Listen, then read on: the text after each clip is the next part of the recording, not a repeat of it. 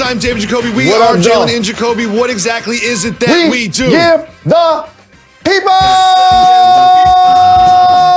what they want. I love doing shows on days like today. We had a huge game-changing trade in the NBA, and there's so many different levels and angles to it. We're going to get to all of them. But we start with a big picture view.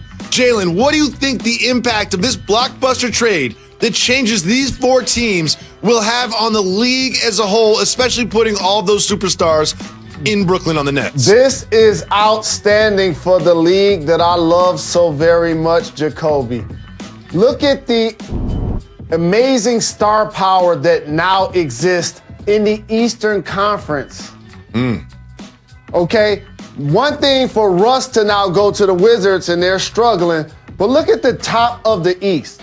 Each of those teams feel like they should win the conference or this season is a failure.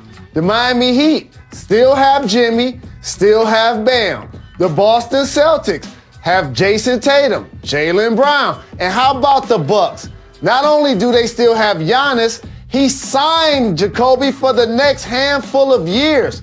It literally just stabilized the conference that has been a revolving door that we talked about the last couple of years. That saw Kawhi parachute in, the Miami Heat take it last year. Giannis was the regular season MVP twice, and then all of a sudden, they got bounced. Philadelphia needed to make change. They have Embiid. They have Ben Simmons. So much star power in that conference is going to be fantastic theater for the league.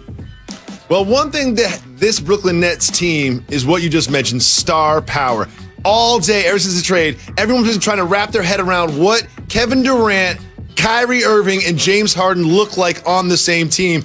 However, you can't forget that Kyrie Irving is out for personal reasons, likely to be out for protocol reasons for a few games after that. He's not necessarily on this team that James Harden has just been added to. How does this move change where Kyrie Irving's head is at right now, and will it draw him out from his absence? Well, I know he really loves basketball, and he's shown me to be a fantastic performer.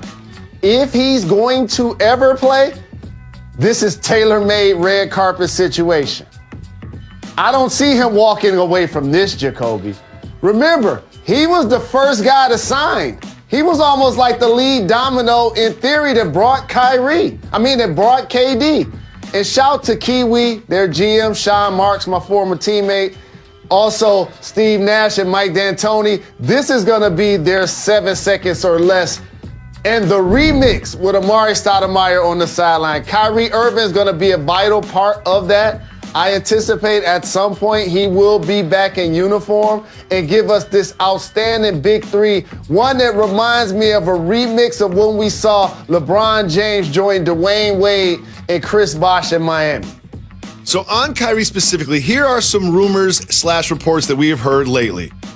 He left for personal reasons that might have something to do with the insurrection in the Capitol, that he didn't necessarily love the idea that Steve Nash was hired as the head coach, and most recently that him and KD haven't really been seeing eye to eye or discussing that much over the past few days.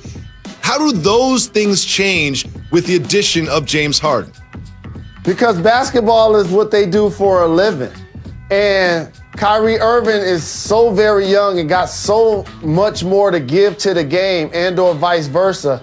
I just think that he'll find a way to figure it out because this situation is tailor-made, Jacoby. And how about some of the outstanding players that each of these guys have had a chance to play with in their careers? Kevin Durant has played with Russ and the Splash Brothers. Kyrie Irving played with LeBron James. James Harden had multiple great players, including Chris Paul and Russell Westbrook, come through Houston.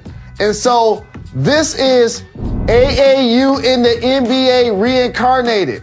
And as somebody that loves AAU basketball, I always stand on the table when people try to slander it. And why that analogy matters, Jacoby, is you're the best player on your squad. You're all city, you're all state, or whatever. But then when the season ends, you go play with the best players in the state to go play against the other best players in the country.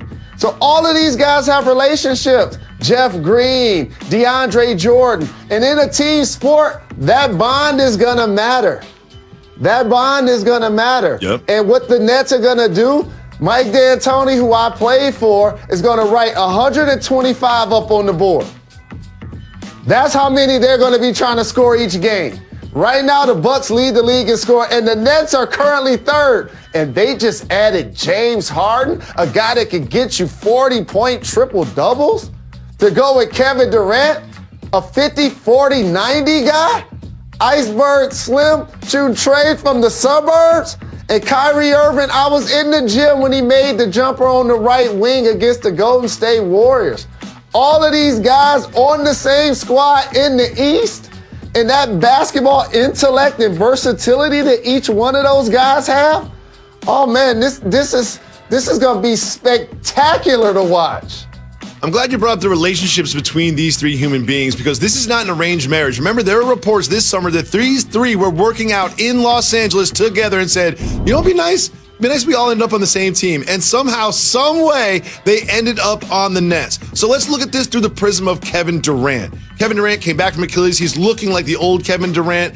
How does he feel when he hears this news? It speaks for itself, like Ice Cube, like mama cooked the breakfast with no hog. He's a made man, dog. And the Nets did an amazing job of eliminating any talk of what might happen with KD's free agency, because he ain't about to leave running with James Harden and Kyrie Irving. This is an opportunity, Jacoby. You remember when LeBron joined the Heat and they did the press conference, not 5, not 6, not 7? Of course. And each time I always bring up, to me, if he would have got to that, he would have surpassed Michael Jordan in the GOAT conversation. Leaving that, he had to go to LA and rebuild it. So now for these guys, do they get more than 2 championships like that big three did? And also, it shapes the balance of power. You have the conglomerate called LeBron James and Anthony Davis, Kawhi Leonard and Paul George in LA on the West Coast, and another group of amazing teams. And then now you have a squad that a lot of people are going to be considering villains in theory. I'm pretty sure people in Houston are not happy with James Harden. They're going to be happy to get those picks, and they're going to be happy with what goes on with their team. But when you talked about that arranged marriage, that means somebody else had to, beat a broken eggs hour. You have the conglomerate called LeBron James and Anthony Davis, Kawhi Leonard and Paul George in LA on the West Coast, and another group of amazing teams. And then now you have a squad that a lot of people are going to be considering villains in theory. I'm pretty sure people in Houston are not happy with James Harden. They're going to be happy to get those picks, and they're going to be happy with what goes on with their team. But when you talked about that arranged marriage, that means somebody else had to, beat a broken eggs in order to get that omelet made. And that was the fans of Houston. And so with the Nets, this is a terrific opportunity for KD to now catapult himself into these top 10 conversations. And is he going to surpass some certain great players on these all-time lists? If you remember, it just seemed like a few months ago, is because it was, the Heat won the Eastern Conference and the Lakers won the championship. And it seemed like the rest of the teams in the Eastern Conference were like Scarface. They're like, okay, I'm reloading. You saw what the Bucks did to win out to assist Giannis after they signed Giannis. You saw the Sixers reshape their roster to add more shooting and then get rid of Horford. And now you see this from the Nets. So right now, after this, assuming Kyrie Irving does play professional basketball this season, who do you have coming out of the East to take on the Western Conference champion in the finals? I'm gonna be consistent here. I'm not gonna fall into the Clippers trap that I fell into last year. I remember when LeBron first went to Miami, and I'm saying this before the NFL playoffs end. Same thing for the Tampa Bay Buccaneers. You put together this great talent, you don't necessarily get it done in the first year. Now, I know they have unique chemistry. This is extreme unique chemistry, though, because they're elite players that also have been working out together. They played together before, Harden and KD in OKC. They got a chance to get acclimated earlier in the season, KD and Kyrie. So it's just not like they're shotgunning them together. But there's something to be said for that cohesion, in my opinion, that the Bucks have built over the last couple of years. And you add Drew Holiday, who's gonna be an all-star this year. Chris Middleton, for anybody that's still doubting his game, I don't know what you've been watching. You go pull up the game of how he performed last year without Giannis in the playoffs. And that cohesion to me is going to be something that is going to be tough for the Nets to overcome. And lastly, let me tell you what else is going to be hard for them to overcome. That productive height that the Bucks have. So now you got DeAndre Jordan. He about to be catching blobs with both hands. Oh, you know what I just saw? That's DeAndre Jordan hanging on the rim again. You know, all right, Kyrie 5 pick and rolls, Harden 5 pick and rolls, DeAndre pop, pick, whatever. Okay. These Nets are going to be outstanding, Jacoby. I can't wait to see the show. Jalen, you make a good point about the Bucks' consistency, the Bucks being on the precipice in the playoffs and not advancing. And it seems like they're ripe to win this Eastern Conference. They'll likely have the best record in the Eastern Conference. And I'm going to do the thing where I fall for the hot new thing in the conference. I think when you have James Harden, Kyrie Irving, and KD, and then you've got Joe Harris with catch and shoot threes, you got DeAndre Jordan rim protecting and catching the lobs you mentioned. This, to me, is the favorite to win the East. These Brooklyn Nets. It's not even close to me. You know what? Everyone's going to talk about their defense. They're not going to play defense. They're going to play lots and lots and lots of offense. And I would pick these Nets to win the Eastern Conference right now as we sit here today. That is my favorite for sure. You know, if I was writing the script, I would want all of the drama.